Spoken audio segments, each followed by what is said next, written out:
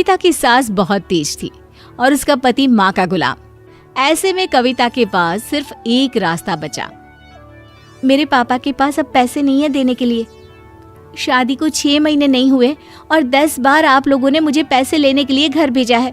वो कहाँ से मैनेज करेंगे? शर्म नहीं आती? माँ से ज़बान चला रही है।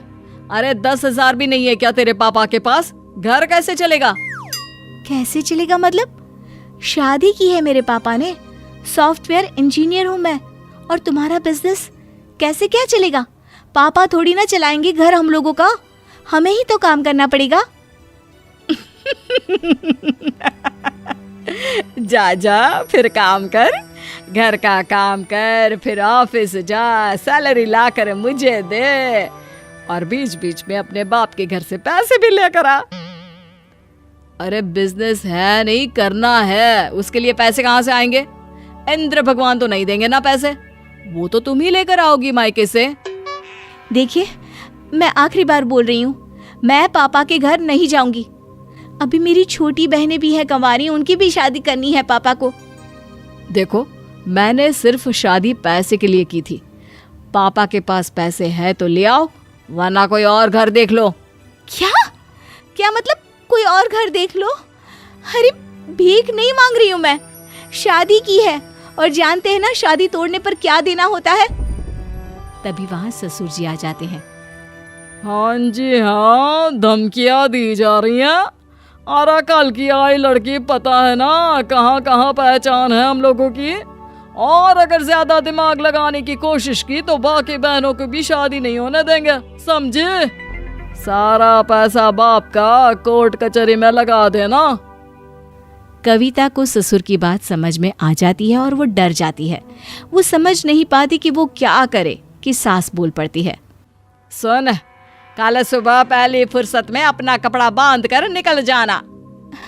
कैसी बात कर रही है माँ जी, मैं कहाँ जाऊंगी? पापा के घर में पहले ही 2 बहनें बैठी हैं शादी करने के लिए। बदल गई ना बोली, बहुत चहक रही थी। अब हमने क्या धर्मशाला खोली है जो पनाह दूं किसी भी भिखारी को? कविता को उसकी सास पूरे सामान के साथ घर से बाहर निकाल देती है। माँ के घर तो नहीं जाऊंगी, पर क्या करूं? तभी उसे अपनी सहेली का ख्याल आता है और वो उसके घर चली जाती है। अच्छा किया तूने कविता, जो उन लोगों का घर छोड़ दिया। अब आराम से यहाँ रहकर नौकरी ढूंढ। पढ़ी लिखी है, अच्छा कमा, पापा की भी मदद कर। और कहने को भी हो जाएगा कि नौकरी के कारण अलग शहर है, इसलिए अकेले रहना पड़ रहा है। कविता वैसा ही करती है और जल्द ही उसकी मेहनत रंग लाती है और नौकरी लग जाती है एक अच्छी कंपनी में बड़े पद पर। फिर एक दिन, थैंक्स शिल्पा, तूने मेरी मदद की। अब मेरी नौकरी लग गई है, मैं अलग फ्लैट ले लेती हूँ। सहेली से विदा लेकर वो एक फ्लैट किराए पर लेती है, जहाँ पहले दिन ही नौकरानी आती है। मैम साहब जी, आप नए आए हैं मैंने सुना, कोई काम वाली की जरूरत है क्या? हाँ हाँ है ना, आ जाओ। नौकरानी काम का पूछती है। कितने लोग हैं, क्या क्या करना होगा? अकेली हूँ मैं, सारा काम करना होगा। अकेली? तो फिर काम क्या होगा? अब घर में काम तो मर्दों से ही होता है। कविता को गुस्सा आ जाता है। क्यों? अकेली औरत खाना नहीं खाती, घर साफ नहीं करती, कपड़े नहीं धोती? नौकरानी चुपचाप काम पर लग जाती है।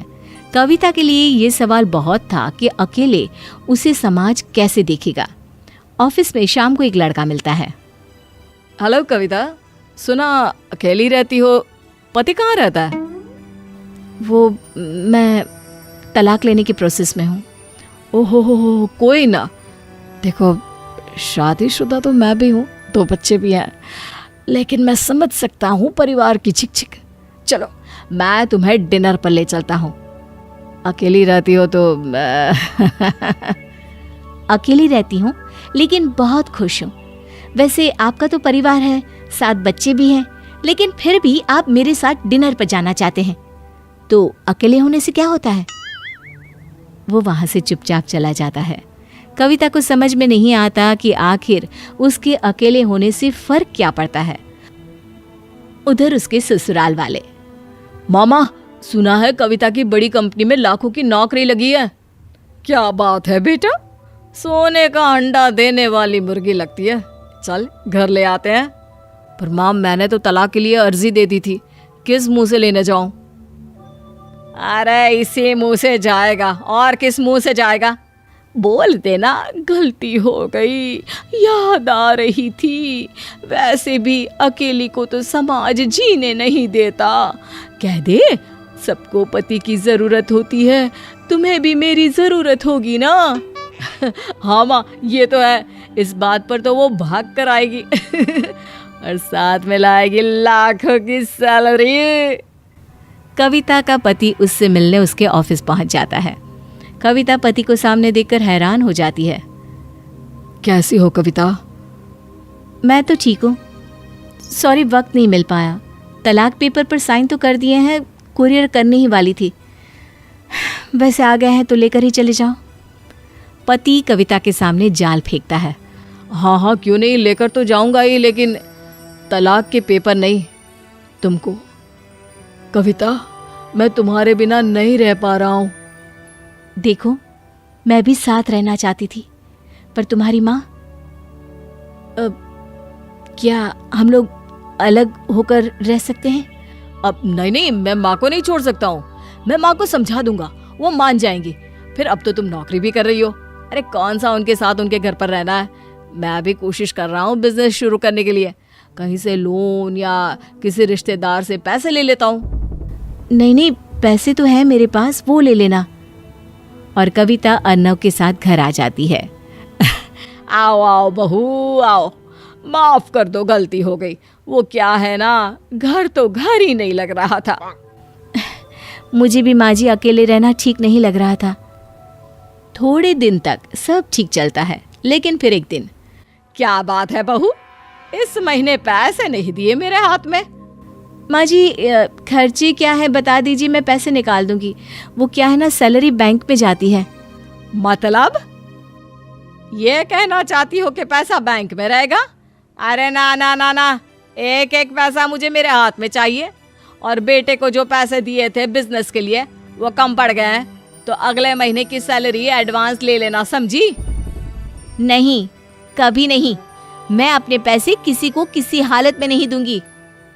तो फिर समझ ले, इस घर से बाहर का रास्ता वो वहां से जाता है।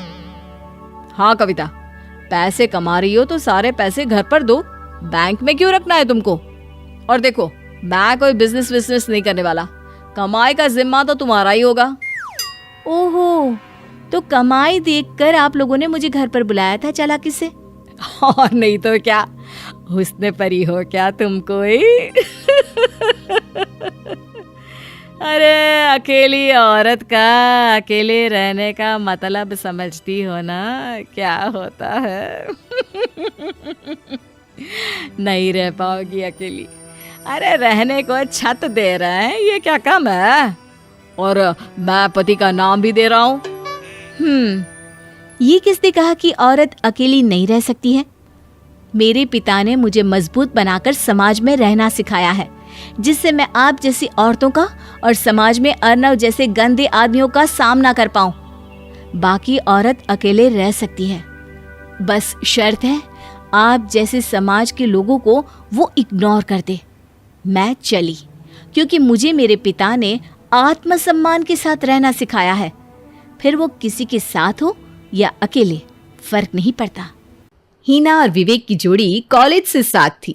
वैसे तो उनके सब दोस्तों को लगता था कि कॉलेज के बाद ये दोनों अलग हो जाएंगे, लेकिन उनका रिश्ता मजबूत बनता ही गया और कॉलेज के 5 साल बाद भी वो एक दूसरे के साथ है।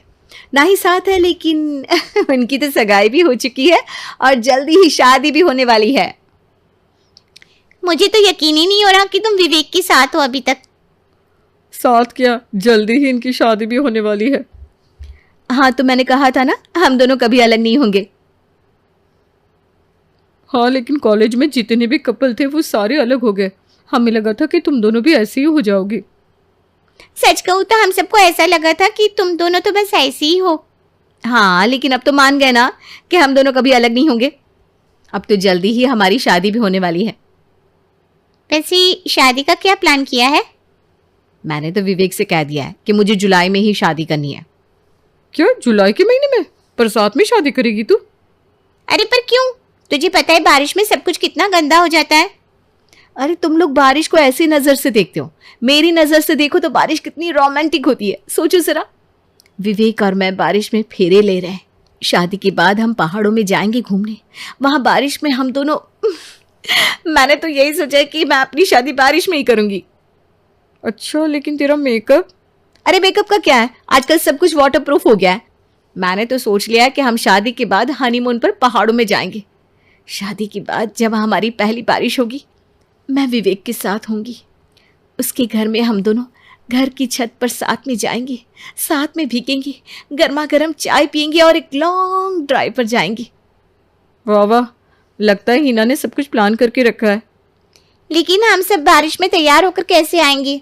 अरे कोई बात नहीं ना, हम शादी में बारातियों को बारिश में भीगने नहीं देंगे। विवेक और मैं फेरों के बाद बारिश में जाएंगे। वाह, कितना रोमांटिक है ना। हाँ, इन दोनों के फोटोज भी कितने अच्छे आएंगे ना। तभी तो मैं चाहती हूँ मेरी शादी बारिश में हो। ठीक है, तो हमें भी तेरी शादी का अब इंतजार रहेगा। देखना, मेरी शादी सबसे अलग होगी। हिना ने अपनी शादी को सच में जुलाई के महीने में रखवाया और उसने वो सब किया जो उसने सोचा था। बारिश में विवेक और हिना ने फोटोज खिंचवाए और फिर दोनों बारिश में ही फेरों के बाद लॉन्ग ड्राइव पर भी गए। हिना को सब कुछ इतना सुहाना लग रहा था, वो अपनी शादी से काफी खुश थी। मुझे तो यकीन ही नहीं हो रहा कि हमारी शादी हो गई बारिश में, सच में। मैंने कहा था ना मजा आएगा। हाँ वो तो है, आज घर जाकर तुम्हारा स्वागत भी बढ़िया धूमधाम से होगा। मुझसे तो इंतजार ही नहीं हो रहा है। हिना बारिश में शादी करने के लिए जितनी उत्साहित थी वो तो पूरा हो चुका था, लेकिन उसे क्या पता था कि ससुराल में उसका स्वागत इस बारिश की वजह से खराब हो जाएगा। अरे रे, आंगन में तो पानी भर गया है। पर मैं घर के अंदर कैसे जाऊं अब? अरे बहू, आंगन में पानी भर गया है तो तुझे तो ऐसे ही आना पड़ेगा, क्या कर सकते हैं। पर मेरा लहंगा मम्मी जी। अरे तुम दोनों को ही तो शौक था बारिश में शादी करने का, अब लहंगे को ऊपर ले ले और आजा। चावल तो गिरा नहीं सकते, पानी में बह जाएंगे। चल अब ऐसे ही आजा घर के अंदर। मैंने सोचा था आपके स्वागत में पटाखे फोड़ूंगा, लेकिन बारिश में तो सारे पटाखे ही खराब हो गए। नहीं तो क्या, अब तो फूल भी खराब हो गए। अब तुम दोनों ऐसे ही आ जाओ घर में, चलो। विवेक, मेरा स्वागत। अब क्या कर सकते हैं हिना, चलो घर के अंदर, लहंगा ऊपर कर लो। बारिश ने ना सिर्फ हिना का गृह प्रवेश और स्वागत खराब कर दिया, बल्कि उनका घूमने का प्लान भी बारिश की वजह से कैंसिल करना पड़ा। क्या? कैंसिल हो गई सारी फ्लाइट्स? हाँ, बारिश बहुत ज्यादा होने की वजह से सारी फ्लाइट्स कैंसिल हो गई है। मैंने कितनी तैयारी की थी हमारे हनीमून की। हम पहाड़ों में जाएंगे, बारिश में भीगेंगे, ये करेंगे वो करेंगे। अरे भाई, बारिश इतनी हो रही है कि सब कुछ बंद हो गया है, इसलिए अब हमें इंतजार करना पड़ेगा अगले महीने का। ठीक है, चलो कोई नहीं, हम यहाँ घर में रह के भी बारिश का मजा ले सकते हैं। हिना बहू, जरा यहाँ आना, देखो तुमसे मिलने कौन आया है। जी माँ जी, अभी आई। बारिश की वजह से हिना और विवेक का घूमना तो कैंसिल हो चुका था, लेकिन पड़ोस की आंटियों ने उनका पीछा कहाँ छोड़ा था अभी तक। अरे आओ आओ नई बहू, हम दोनों यहीं पड़ोस में ही रहती हैं। सोचा कि नई बहू आई है मोहल्ले में तो जरा मिल आते हैं। हाँ, अरे लीला, तेरी नई बहू तो दिखने में काफी अच्छी है। वो तो है चांद, बिल्कुल चांद। आंटी जी आप लोग बैठिए ना, मैं आपके लिए नाश्ता लेकर आती हूँ। तुम बना लेती हो खाना? जी आंटी, मैं बहुत अच्छा खाना बनाती हूँ। तो एक काम करो, बारिश का मौसम भी है तो तुम पकौड़े ही बना दो हम सबके लिए। पकौड़े? क्यों, क्या वो नहीं आते है क्या?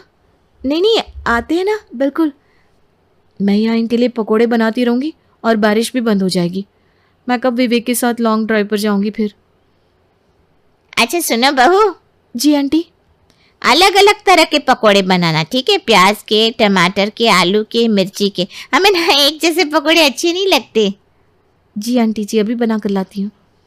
और सुनो, अब पकोड़े बना ही रही हो तो साथ में चाय भी बना देना। हाँ हाँ, क्यों नहीं आंटी।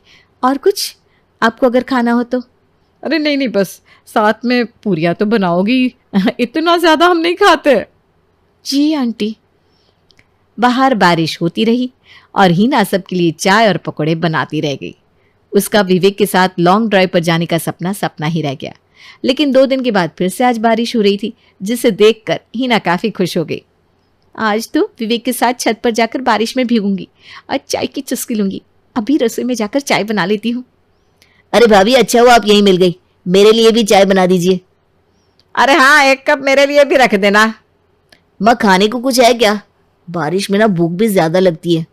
अरे कोई बात नहीं, हिना कुछ गर्मा गर्म बना देगी। उस दिन उसने ना समोसे बढ़िया बनाए थे, वही बना दे बहू। क्या समोसे? क्या हुआ भाभी, आप मेरे लिए समोसे नहीं बनाएंगी क्या?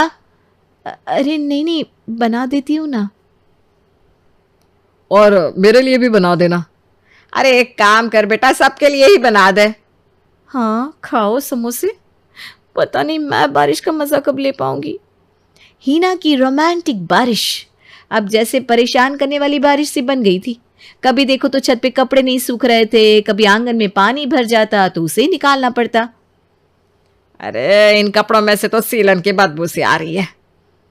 बारिश में कपड़े सूख ही नहीं रहे, क्या करें माँ जी? एक काम कर बहू, आज से ना ये भारी भारी कपड़े मत पहना कर, ये तो सूखते ही नहीं है। माँ जी, मैंने सोचा था कि शादी के बाद मैं सच धज के रहूंगी। घर में मेहमान आएंगे तो मुझे तैयार होकर नई दुल्हन की तरह रहना चाहिए ना। तेरी बात बिल्कुल सही है, लेकिन बारिश में हमारे घर आएगा कौन? यहाँ तो गली के कुत्ते भी अंदर छुप गए। तो कल से ना ये भारी भारी कपड़े नहीं, बल्कि हल्के फुल्के सूट पहना कर, जो जल्दी जल्दी सूख जाए। ठीक है। और ये ले, सारे कपड़ों को ना गर्मा गर्म इस्त्री घुमा दे, फिर इनमें से सीलन की बदबू चली जाएगी। इन सारे कपड़ों को? हाँ, तभी तो सूखेंगे ना। और ये जो नहीं सूखे हैं ना, इन्हें तेरे कमरे की खिड़कियों पर डाल देना, सूख जाएंगे। और थोड़ी थोड़ी देर में ना उलट पलट करते रहना। हाँ, बस यही काम तो है मेरे पास बारिश में करने के लिए। कपड़े सुखाओ, पकौड़े बनाओ और आंगन में से पानी निकालो। अब बारिश में शादी करने का शौक भी तो तुझे ही था ना बहू, ले लिया ना बारिश का मजा। हाँ, ले लिया। मैंने क्यों की शादी बारिश में? अब तो हर साल मेरी शादी की सालगिरह भी बारिश में ही आएगी, जिसका मतलब है कि हर साल मैं यही करती रहूंगी। मुझे फिर से शादी करनी है। अरे भाई, तुझे ही तो लेने थे ना ससुराल की पहली बरसात के मजे, तो ले ले, और क्या। बहू की एस्ट्रोलॉजी सास को तो समझ में नहीं आती, लेकिन मोहल्ले वाले।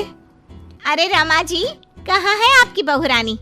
बुलाइए ना, जरा पूछे कि बेटी को बेटा क्यों नहीं हो रहा। अरे खुद को उसे तो पता नहीं कि बेटा कब होगा, लेकिन आपको बड़ा भरोसा है जी। तभी रिया आ जाती है।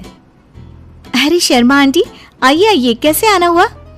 अरे वो क्या है ना राधा, मेरी बेटी 3 बेटियों की माँ बन गई है, लेकिन बेटा नहीं हो रहा। फोन आया था उसका, बोल रही थी कि भाभी से पूछिए ना एस्ट्रोलॉजी क्या कहती है। रुकिए, मैं अभी लैपटॉप में देखकर बताती हूँ। लैपटॉप में देखकर भी बेटा पैदा हो जाता है क्या बहू? माँ जी, आप भी ना। ग्रह नक्षत्र की चाल देखूंगी, क्या कह रही है राधा के बारे में। हाँ हाँ बेटा, देखना जरा। फिर बेल बजती है। हाँ जी, आप कौन? अब मेरा नाम रवि है, मैं दूसरे मोहल्ले में रहता हूँ। मैंने सुना यहाँ कोई एस्ट्रोलॉजर रहता है। हाँ जी, आ जाइए आप भी। माँ जी, चाय ले आइए ना सभी के लिए। देखिए आंटी, आपकी बेटी के भाग्य में बेटा तो है, लेकिन 2 साल बाद। लेकिन इसकी तो पहली बेटी ही इतनी लकी है कि नाम रोशन कर देगी। पर हाँ, लड़का हुआ ना तो जीवन में दाग लग सकता है। दाग? कैसा दाग?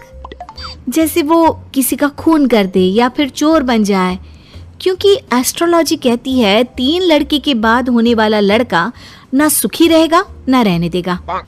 ओहो बहू, ये तो अच्छी बात बता दी तुमने। मैं अभी उसे फोन करके बता देती हूँ। तेरा बहुत बहुत शुक्रिया बहू। कोई बात नहीं। हाँ जी, आप कौन और यहाँ का पता किसने दिया? जी, नीरज नाम है मेरा दोस्त है ना अजय। अच्छा अच्छा, अजय भैया के दोस्त हैं आप, बताइए ना। अब वो क्या है ना, आपने उनको जो डेट बताई थी उसी दिन उनकी नौकरी लगी, तो मैंने सोचा मैं भी आपसे पूछ लूं कब तक नौकरी लगेगी। क्या है ना, 2 महीने से खाली बैठा हूँ। ओहो, ये बेरोजगारी भी ना। मैं भी शादी से पहले 2 साल खाली बैठी थी। कुछ था नहीं तो एस्ट्रोलॉजर का कोर्स कर लिया। वैसे डेट ऑफ बर्थ क्या है बताओ तो? बहू लैपटॉप पर देखती है और फिर फुल कॉन्फिडेंस से कहती है, अरे तुम्हारे पास तो नौकरी है और तुम बोल रहे हो कि बेरोजगार हो, कैसे? अरे आप बिल्कुल सही बोल रही हैं, लेकिन आपको कैसे पता चला? वो क्या है ना, मैं ये नौकरी बदलना चाहता हूँ। अरे तो ऐसे कहिए ना। देखिए, नई नौकरी के संयोग इस साल तो नहीं है। लड़का वहां से चला जाता है। पास खड़ी सास कहती है, वाह बहू वाह, ये क्या लगा रखा है, तुझसे मिलने अब मोहल्ले के लड़के भी आएंगे। माँ जी, ये मेरा काम है। अरे वो अजय भैया के दोस्त थे। देख बहू, मैं साफ साफ कह देती हूँ, कल से तेरी दुकान यहाँ दिखनी नहीं चाहिए। माँ जी, ये मेरा शौक है। मैं थोड़ा बहुत लोगों की मदद करती रहती हूँ तो मन लगा रहता है। लेकिन कहते हैं ना, सास के सामने किसी की नहीं चलती। मैं जानती थी ये विद्या मुझे बंद करनी ही पड़ेगी। अरे जब जानती थी तो क्यों टाइम बर्बाद कर रही थी? क्योंकि मैं ये भी जानती हूँ कि आप ही मेरे इस काम को खुद शुरू करने के लिए कहेंगी। अरे बहू, कहीं पागल तो नहीं हो गई ना तू? मैं तुझे क्यों कहूंगी कि तू ये लोगों को पागल बनाने का काम कर। तभी डोरबेल बजती है और घर के अंदर एक महिला आती है और बहू से कहती है, अरे आप धन्य हैं। मैं तो कहती हूँ आप धरती पर भगवान का रूप है। ये लीजिए मिठाई। यानी आपके पति की नौकरी लग गई? हाँ जी, और पहले से भी ना बहुत अच्छी लगी है। वो क्या है, हम लोग तो अब अमेरिका जा रहे हैं। सास दोनों को देखती रह जाती है। फिर उसके जाने के बाद, लीजिए खाइए, शुद्ध देसी घी की मिठाई है, 800 रुपए किलो। खाइए। अब तो आगे से वैसे भी खरीद कर खानी पड़ेगी। अरे मंजूर है, लेकिन तेरा यूं लोगों के बीच बकवास करना मुझे बिल्कुल पसंद नहीं है। क्या पता किस दिन कौन सर पर चढ़ जाए। माँ जी, घर की मुर्गी दाल बराबर सुना था, लेकिन बहू की प्रतिभा को यूं कम आंकना ठीक नहीं है। अरे हाँ, सब ठीक है। रात को पति घर आता है। अरे रिया, कैसा रहा दिन? आज कितनों की भूत भविष्य संभाली है। अरे आपको नहीं पता, आपकी माँ ने मना कर दिया है। अरे क्यों भला, क्यों मना कर दिया माँ ने? इतना सही तो कर रही थी तुम। वो तो ठीक है, लेकिन तुम्हारी माँ को लगता है कि मैं जो बोलती हूँ वो हवा में उड़ती बात होती है। उन्हें मेरी विद्या पर भरोसा ही नहीं है। तुम बात क्यों नहीं करते? मैं करता हूँ बात, दीदी चली जाए उसके बाद। क्या दीदी आ रही है? कब? और तुमने मुझे बताया भी नहीं। अरे वो मैं ना भूल गया, माँ को बताया था, सॉरी। खैर, पति का सॉरी सुनना ही तो हर औरत का सपना होता है। तो कहानी में आगे। हाय रे माँ, यहाँ आकर ही सुकून मिलता है, नहीं तो जीवन में कितने टेंशन है। क्यों दीदी, क्या टेंशन है? माँ ने तो बताया कि आपकी जिंदगी में बड़े ऐश हैं। सास ससुर सर आंखों पर बिठा कर रखते हैं और जीजा जी भी। माँ, तूने भाभी को कभी बताया नहीं क्या? क्या नहीं बताया?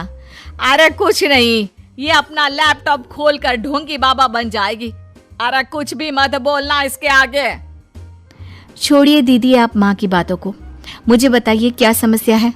सही कहा भाभी, मैं वैसे भी आप सास बहू के चक्कर में नहीं पड़ती।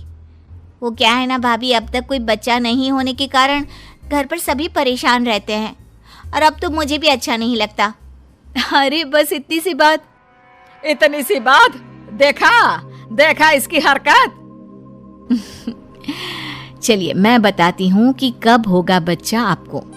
रिया फटाफट कंप्यूटर लेकर बैठ जाती है और फिर, दीदी अगले महीने आपको बच्चा कंसीव होगा और फरवरी में वो आपकी गोद में होगा। वो क्या है ना, बच्चे वाली लाइन आपकी अब बनी है। देखो बाबा पाखंडी नाथ ने क्या कहा, अब तो तू चिंता छोड़ ही दे। लेकिन ये क्या, बिल्कुल वैसा ही होता है। और फिर बच्चा होने के बाद। क्यों सासू माँ, कौन सा महीना है? फरवरी बहू, सही कहा था तूने। जिसे 5 साल से बच्चा नहीं था, तूने तो सच भविष्यवाणी कर दी। अरे मान गए बहू। तभी बेटा आ जाता है मुंह लटकाए। अरे अब तुझे क्या हो गया? मामा बना है, खुश हो जा। माँ, मेरी नौकरी छूट गई है अचानक से। समझ में नहीं आ रहा कि घर कैसे चलेगा। उसकी चिंता ना कर। माँ, क्या हो गया? वो बोल रहे हैं कि नौकरी छूट गई है और आप कह रहे हैं कि चिंता ना कर। हाँ, क्योंकि तू है ना, कल से तेरा काम शुरू बहू। और अगले दिन घर के बाहर बोर्ड लगा रहता है, रिया एस्ट्रोलॉजी सेंटर। किसी भी तरह की हो समस्या, समाधान सिर्फ 1000 रुपए में। माँ जी, मैंने ये भी कहा था ना कि मेरे काम को आप ही वापस शुरू करवाएंगी। बारामती गांव में कुंती जी अपने पति धर्म, बेटे राकेश और बहू मीना के साथ रहती थी। कुंती वैसे तो बहुत ही अच्छी महिला थी। सुबह जल्दी उठकर सूर्यदेव को जल चढ़ाना, पूजा पाठ करके खाना बनाना और घर परिवार को ही अपना सब मानना। धर्म जी को भी अपनी पत्नी से खास लगाव था। आखिर वही तो उनका एकमात्र सहारा थी उनके मुश्किल दौर में। पर वही बात, कोई भी सर्वगुण संपन्न तो होता नहीं। तो बस हमारी कुंती जी को भी एक आदत थी जिससे घर वाले परेशान थे। और वो क्या, चलिए जानते हैं। प्यास में तेरी प्यास मिली तो मुझे सांस आई। ओए होए होए होए, क्या प्यास का तड़का लगा है, मजा आ गया। भगवान, आज खाना मिलेगा या नहीं? अरे ला रही हूँ बाबा, 2 मिनट का भी सब्र नहीं है। इतने में कुंती जी वहां आती है। टेबल पर धर्म और राकेश बैठे थे और सब्जी को देखकर मुंह बनाकर बैठ गए। कुंती जी, क्या है ये? संडे स्पेशल में आपने बोला था कि शाही पनीर प्याज मसाला बनाएंगी, पर इसमें पनीर कहाँ है? हाँ मम्मी, और आपने कहा था कि आप पकोड़े बनाएंगी, पर ये तो सिर्फ प्याज के ही पकोड़े हैं। ओह, क्या है? हैं? इस घर में खाने की तो कोई कदर ही नहीं है। आप लोगों के लिए जितना बनाओ, जितना करो, कम ही है। भगवान जाने आप लोगों को किस चीज़ से सुख मिलता है। मेरे तो भाग्य ही फूट गए। मैं अपने मन का कुछ कर ही नहीं सकती इस घर में। भगवान, तूने मेरे साथ ही ऐसा क्यों किया? कितने उत्साह से खाना बनाया था मैंने। अरे अरे, शांत हो जाओ धर्मपत्नी जी, शांत शांत शांत। आपसे इतना क्या कह दिया मैंने? हाँ, आप तो रेलगाड़ी की तरह बस चल निकली। अच्छा बताइए, क्या बनाया है? वाह वाह वाह वाह, प्याज की सब्जी, प्याज के पकोड़े और ये वाह वाह वाह, प्याज के पराठे। ओए होए होए, दिल खुश हो गया कुंती जी। पर पापा, चुप कर जा बेटा, वरना तेरी माँ यहाँ पर रो रो के बाढ़ ले आएगी। अभी खा ले बेटा, शाम को हम दोनों बाप बेटा बाहर खा लेंगे। क्या यार, किस्मत ही फूटी है, जब देखो यही सब खाने को मिलता है। किसी तरह दोनों धर्म और राकेश अपना खाना खाते हैं, निगलते हैं। जिसके बाद राकेश अपने पिता से कहता है, पापा अब मुझसे ना ये प्याज वाला खाना नहीं खाया जाएगा। मम्मी की तो ये आदत जाती ही नहीं है। रोटी में प्याज, सब्जी में प्याज, प्याज वाला सूप, यहाँ तक कि उस दिन मम्मी कह रही थी कि वो प्याज की खीर बनाएंगी। पापा मैं कह रहा हूँ ऐसा चलता रहा तो मैं तो घर छोड़कर चला जाऊँगा। फिर खाते रहना आप लोग अपना प्याज वाला खाना। अरे बेटा शांत हो जा, इतना गुस्सा मत कर। तूने देखा है ना, जैसे ही तेरी माँ को कुछ कह दो वो किसी रेल की तरह बस बोलती जाती है और फिर खुद ही रोने लग जाती है। ऐसे में मैं कैसे उसे दुखी करूँ? ठीक है पापा, आप अपनी राजकुमारी का ध्यान रखिए, अब मैं करूँगा कुछ। क्या? देखते जाइए कल सुबह पापा, बस कल सुबह का इंतज़ार करिए। और ये कहकर राकेश वहाँ से चला जाता है। अगली सुबह सब चाय पी रहे होते हैं, तभी राकेश के पापा कहते हैं, कुंती जी, राकेश कहीं दिख नहीं रहा। कोई आइडिया, कहाँ गया वो? क्या पता, शायद कल नाराज हो गया था तो प्याज लेने गया हो। अरे कुंती जी, वो तो पहले ही ले आया था मैं 25 किलो पिछले हफ्ते। बस सिर्फ 25 किलो? अरे मैंने कितनी बार कहा है कि थोड़े और ले आया करो आप, फिर भी इतनी कंजूसी। अच्छा हमारी प्यारी प्याज देवी, आप कहे तो आपके लिए 25 क्या 50 किलो ले आएंगे बस। और ऐसा कहकर दोनों हंसने लग जाते हैं। जहाँ वो दोनों अपने में बिजी थे, पीछे से राकेश आ जाता है और उनको देखता है। मॉम, डैड, अरे राकेश, कहाँ था तू? हाँ बेटा, कहाँ था? हम दोनों कितने टेंशन में थे। वो तो दिख ही रहा है कितने टेंशन में थे आप लोग। खैर मैं ये बताने आया था कि मैं एक लड़की से प्यार करता हूँ, मीना नाम है उसका। हैं? और तूने शादी कर ली उससे? अरे नहीं डैड, मैं उससे शादी करना चाहता हूँ। तो ठीक है, उसके घर वालों को बुला यहाँ, हम भी बात करें और देखें कैसे हैं ये लोग। और अगले ही दिन राकेश और उसका परिवार मीना को देखने जाता है। वहाँ कुंती जी। तो तुम मिली कहाँ थी राकेश को? कॉलेज में। कॉलेज में? पर राकेश तो कॉलेज 2 साल पहले ही ख़त्म कर चुका है। जी हाँ, वो मेरे सीनियर थे। उन्होंने मेरी थोड़ी टांग खींची थी कॉलेज के पहले दिन, और मस्ती मजाक में बस। हे राम, तुम कॉलेज में पढ़ने जाती थी या ये सब करने? माँ, कॉलेज में तो मैं भी था ना, और प्रपोज तो मैंने ही किया, तो भला उसमें इसका क्या फॉल्ट? हाँ हाँ बेटा, अभी से बहू की तरफदारी कर ले तू, हैं? अच्छा मॉम, आप मीना के हाथ का खाना तो खाइए। कुंती टेबल पर सजे खाने को देखती है और मुंह बनाते हुए कहती है, इसमें से तो मैं कुछ भी नहीं खाती। अरे डार्लिंग, खा भी लो, इनको नहीं पता तुम्हारी चॉइस के बारे में। तभी मीना उठ खड़ी होती है और कहीं चली जाती है। राकेश अपनी माँ को घूरने लगता है, जैसे कह रहा हो कि आप खुश, ज़रा एक टाइम का खाना बिना प्याज के खा लेती तो। पर तभी मीना वापस आती है। आंटी जी, आपके लिए खास प्याज के पकोड़े, आई होप आपको अच्छे लगे। ये देखकर कुंती जी तो पकोड़ों पर टूट पड़ी, और ऐसी कि किसी और को एक निवाला भी नसीब नहीं हुआ पकोड़ों का। उसके बाद चलो जी, मेरी तरफ से तो ये रिश्ता पक्का समझिए। ये लो बेटी।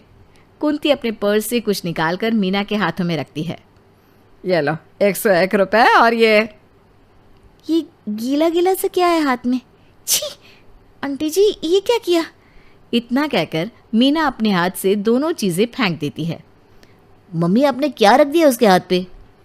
जब राकेश पास जाता है तो देखता है उसकी माँ ने मीना के हाथ पर एक गीला सा प्याज रखा था, जिसे मीना को अलकट सी महसूस हुई। ओह गॉड राकेश, ये क्या बात होती है? सॉरी मीना। माँ, अरे ज़्यादा माँ माँ मत कर, ये परंपरा है बेटी। इस प्याज को अपने सूटकेस में रखना और हमारे घर लेकर आना। व्हाट? ये कैसी रस्म है? हाँ है तो, और शादी वाले दिन हाथ में प्याज लेकर चलना स्टेज तक, ठीक है? हाँ, प्याज लेकर चलूं? तो वरमाला भी प्याज की? अरे चुप हो जाओ ना मीना यार, माँ को क्यों ऐसा आइडिया दिया तुमने?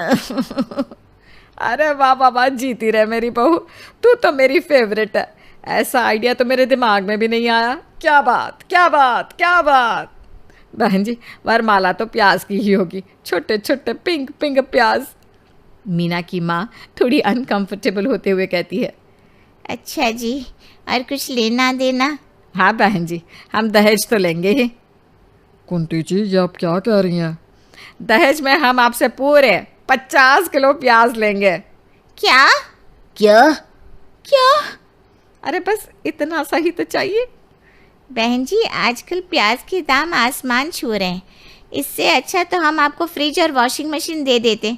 अरे नहीं बहन जी, उसकी कोई ज़रूरत नहीं है, और अगर फिर भी देने हो तो उनमें भी प्याज भरकर दे दीजिएगा। और कुछ इस तरह हो जाती है राकेश की शादी। शादी के बाद मीना राकेश से कहती है, राकेश, ये तो तुम्हारी मम्मी को अलग ही ऑब्सेशन है प्याज से, हद हो गई यार। आई नो बेबी, पर तुमने देखा ना, वो किसी की कोई बात नहीं सुनती है। चलो मैं एक कोशिश करके देखती हूँ। उसी शाम डिनर में, खाना लग गया है, सब आ जाइए। सब टेबल पर बैठ जाते हैं। इतने में कुंती कहती है, बहू ये क्या मजाक है, मैंने कहा था मुझे प्याज खाने हैं। अरे मम्मी जी, मैंने आज वड़ा पाव बनाया है, उसमें प्याज है तो सही। इतने से में मेरा क्या होगा, मुझे प्याज की सब्जी खानी है। और इतने दिनों से आई मीना की सब्र का बांध टूट जाता है। इतनी देर से प्याज से जुड़ी हर चीज़ बनाने के बाद वो आज बोल ही पड़ती है। अच्छा, और उसके बाद जो आप इतना गैस छोड़ती है वो?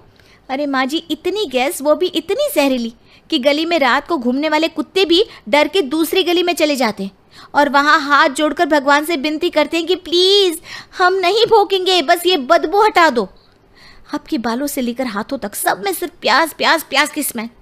भला ऐसा क्या प्याज प्रेम है? भला कौन ही प्याज का जूस पीता है? चाय पत्ती में प्याज के छिलके? हे भगवान, मैं तो थक गई हूँ आपके प्याज प्रेम से। मुझसे नहीं होता अब ये। आप एक बात तो बताइए, आपको प्याज से इतनी ऑब्सेशन क्यों है? भला ऐसा क्या है प्याज में जो आप इतने दीवाने हो प्याज के? कुंती जी मानो स्तब्ध रह जाती हैं। कुछ देर तो वो कुछ नहीं बोलती, फिर अचानक से उनकी आंखों से आंसू बहने लगते हैं। आज तक सब मुझसे पूछते आए हैं इसका राज, पर मैंने कभी किसी को नहीं बताया इसके बारे में, धर्म जी को भी नहीं। पर आज मैं अपनी कहानी सुनाती हूँ। जब मैं छोटी थी तो मैं दिन गांव में रहा करती थी।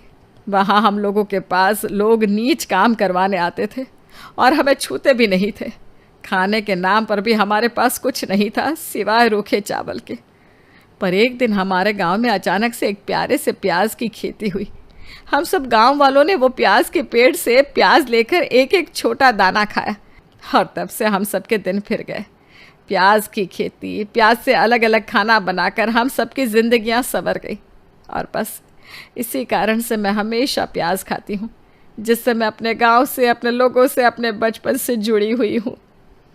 ये सुनकर सभी की आंखें नम हो गई। मीना ने हाथ जोड़कर अपनी सास से माफ़ी मांगी और कहा, चलो गाइस, मैं कुछ हल्का बनाती हूँ। कौन खाएगा मैगी?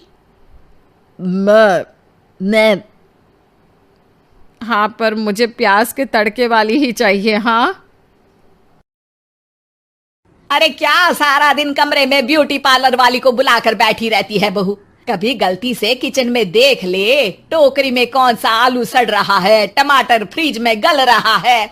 अब आलू टमाटर को गलता देखते देखते मेरी स्किन गल रही है माँ जी। वो ना ठीक कराऊं? बाल देख रही हैं आप, झाड़ू हो गए हैं, झाड़ू। हाँ हाँ, तो तेल लगाकर मालिश करना, दही लगा, घर की कितनी सारी चीजें लगा सकती है। ये क्या बालों को केमिकल लगा लगा कर हरा लाल रंग करवा लेती है। ओ सासू माँ, ननद जी के बालों पर भी ये सब किया करो। मेरा तो भूल ही जाओ कि मैं ऐसी लोकल चीजों को अपने ऊपर यूज भी करूंगी कभी। तभी वहां ननद आ जाती है। माँ देखो तो ये टी शर्ट कैसी लग रही है? अरे वाह बेटी, ये रंग तो बड़ा अच्छा लग रहा है तुझ पर। माँ सिर्फ 100 रुपए की है, लग नहीं रही है ना? ओ प्लीज, कहाँ से लाई हो ये 100 रुपए की टी शर्ट? हम लोगों के घर की तो नौकर भी ये ना पहने। तभी वहां बहू का पति आ जाता है। राशि, शीतल की तुलना क्या तुम अपने घर के नौकर से कर रही हो?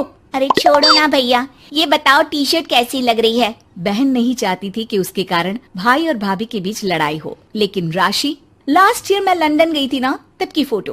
वैसे तुम लोग कहाँ कहाँ गए हो? भाभी हम तो हरिद्वार, शिमला और हाँ एक बार तो नैनीताल भी गए हैं। ये कोई जगह है घूमने की? लंदन तो स्वर्ग है, स्वर्ग। ऐसी बात नहीं है भाभी, हमारे देश में भी कई जगह ऐसी है जो दुनिया में कहीं नहीं है। जैसे गुलबर्ग गई है क्या आप? नो वे, मैं स्विट्जरलैंड गई हूँ। तो फिर जब गुलबर्ग नहीं देखा तो क्या देखा? भारत का क्या, दुनिया का स्वर्ग है वो। बात भी तो सच थी। राशि की बोलती शीतल के सामने बंद हो जाती है। एक दिन, अरे यार बाजार जाना है, कोई गाड़ी भी नहीं है यहाँ तो। अरे बहू, बाहर निकलेगी तो कोने से हरी वाली बस मिल जाएगी। 5 रुपए में बाजार। अरे ना हो तो रिक्शा कर लेना, 20 रुपए लेगा। लेकिन क्या फायदा, बस से ही निकल जा बेटा। हाँ, कैसी बात कर रही हैं? बस में कितने अनहाइजेनिक लोग बैठते हैं, पता भी है आपको?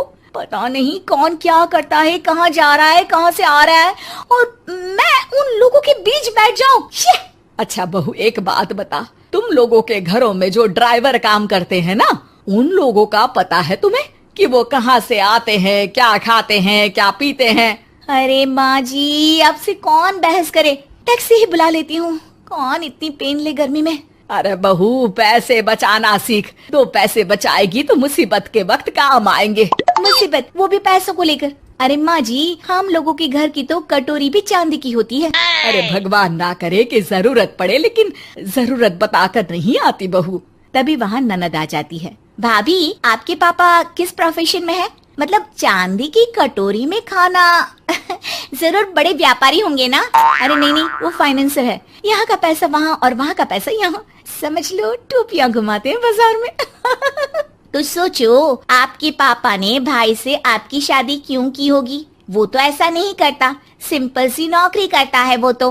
वो क्या था कि पापा को आप लोगों का बड़ा मकान और सिंपल सी जिंदगी अच्छी लगी। वो इसलिए भाभी कि हम उतना ही खर्च करते हैं जितना जिंदगी जीने के लिए जरूरी होता है। जैसे आप लोग बड़ी बड़ी कोठी में रहते हो, लेकिन है तो किराए की ना, और हम लोगों का मकान अपना है जिसे पापा और माँ ने एक एक पैसे जोड़कर बनाया है। हाँ, वो तो हम लोग भी सोच रहे थे लेने के लिए, लेकिन बेटा, मैं चाहती हूँ कि तुम दोनों मिलकर इससे बड़ा मकान बनाओ, तब तो बात बने। कैसी बात कर रही हैं आप? मैं तो सोच रही थी कि इसे बेचकर पॉश इलाके में मकान ले लूं। अरे मैं जब तक जिंदा हूँ मेरा मकान नहीं बिकेगा, ये फाइनल बात है। तो इस छोटे मोहल्ले में ही रहना चाहती हैं आप हमेशा? अरे मैं तो सोच रही थी कि तभी डोरबेल बजती है और सामने खड़े होते हैं राशि के पापा मम्मी। अरे मम्मी पापा, आप दोनों आइए आइए। जा बेटा शीतल, जाकर अंकल आंटी के लिए पानी ले आ। क्या बात है भाई साहब, आप लोग परेशान दिख रहे हैं, सब ठीक तो है ना? अरे नहीं नहीं माँ जी, कैसी बात कर रही हैं? वो कहाँ परेशान होंगे, इतना पैसा है इन लोगों के पास, तो परेशानी तो भूल कर भी नहीं आनी।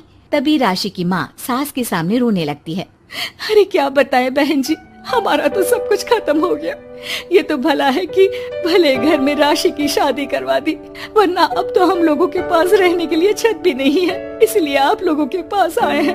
अरे अरे कैसी बात कर रहे हैं समधन जी, ये घर भी तो आप लोगों का ही है, यहाँ रहिए जितने दिन मन करे, जब ठीक हो जाए सब तो चले जाइएगा। क्या हुआ माँ, आप ऐसा क्यों बोल रही हैं? और भाई और भाभी वो लोग, आप लोगों का बैंक बैलेंस? अरे किस बैंक बैलेंस की बात कर रही हो बेटी? हम लोगों ने तो कभी चवन्नी भी नहीं बचाई, सिर्फ उड़ाया है। उसमें कैसे बैंक बैलेंस होता? घर तो किराए का था ही, बाकी तेरी भाभी ने थोड़ी बहुत जो प्रॉपर्टी थी उसे बेचकर पॉश इलाके में घर लेने की जिद की थी। प्रॉपर्टी बेच तो दी, लेकिन जो पैसे आए वो भी उड़ा दिए। अब हम दोनों को घर से भी निकाल दिया। अब ना घर है ना पैसा, जीवन फिर से शुरू करना पड़ेगा। हाँ बहन जी, लेकिन इस बार एक बात तो गांठ बांध ली कि झूठी शान और दिखावा किसी का सगा नहीं होता। राशि सास की तरफ ऐसे देखती है जैसे अपनी गलती का एहसास कर रही हो।